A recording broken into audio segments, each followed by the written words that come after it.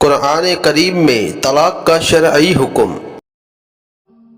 شروع اللہ کے نام سے جو سب پر مہربان ہے، بہت مہربان ہے۔ جن عورتوں کو طلاق دی گئی ہو وہ 3 مرتبہ ایام ماہواری آنے تک اپنے آپ کو روکے رکھیں، اور ان کے لیے یہ جائز نہیں ہے کہ اللہ نے ان کے رحم میں جو کچھ خلق فرمایا ہو اسے چھپائیں۔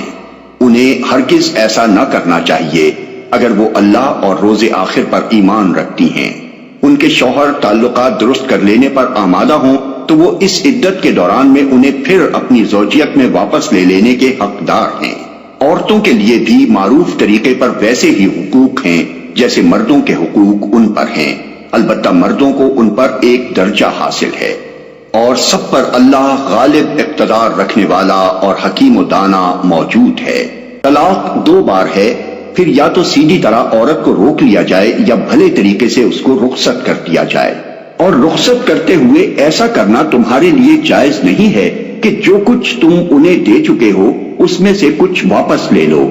البتہ یہ صورت مستثنیٰ ہے کہ زوجین کو اللہ کے حدود پر قائم نہ رہ سکنے کا اندیشہ ہو۔ ایسی صورت میں اگر تمہیں یہ خوف ہو کہ وہ دونوں حدود الہی پر قائم نہ رہیں گے تو ان دونوں کے درمیان یہ معاملہ ہو جانے میں مضائقہ نہیں کہ عورت اپنے شوہر کو کچھ معاوضہ دے کر علیحدگی حاصل کر لے۔ یہ اللہ کے مقرر کردہ حدود ہیں، ان سے تجاوز نہ کرو، اور جو لوگ حدود الہی سے تجاوز کریں وہی ظالم ہیں۔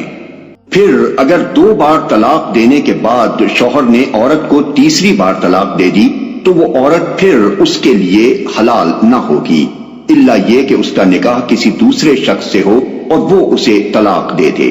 تب اگر پہلا شوہر اور یہ عورت دونوں یہ خیال کریں کہ حدود الہی پر قائم رہیں گے تو ان کے لیے ایک دوسرے کی طرف رجوع کر لینے میں کوئی مضائقہ نہیں۔ یہ اللہ کی مقرر کردہ حدیں ہیں جنہیں وہ ان لوگوں کی ہدایت کے لیے واضح کر رہا ہے جو اس کی حدوں کو توڑنے کا انجام جانتے ہیں۔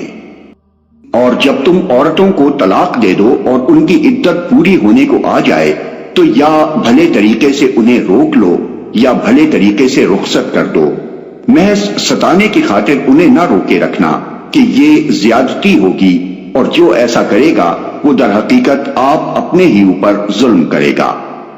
اللہ کی آیات کا کھیل نہ بناؤ، بھول نہ جاؤ کہ اللہ نے کس نعمت عظمیٰ سے تمہیں سرفراز کیا ہے۔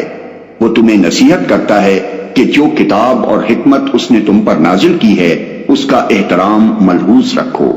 اللہ سے ڈرو اور خوب جان لو کہ اللہ کو ہر بات کی خبر ہے۔